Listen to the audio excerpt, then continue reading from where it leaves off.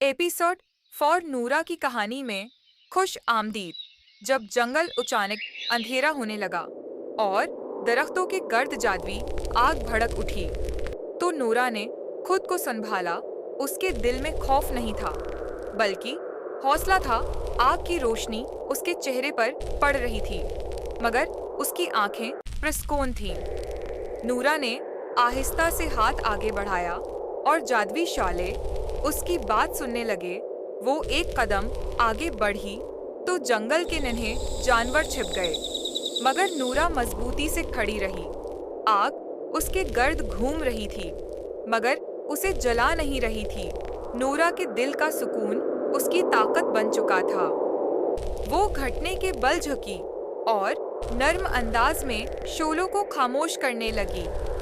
उसके हाथों से रोशनी फूट रही थी, जो आग को ठंडा कर रही थी।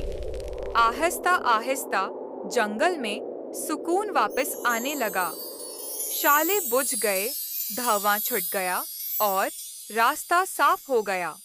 नूरा मुस्कराते हुए आगे बढ़ी। अब उसके कदम पहले से ज्यादा पुख्ता थे। वो जान चुकी थी कि असल ताकत जादू नहीं, बल्कि हिम्मत और सब्र है।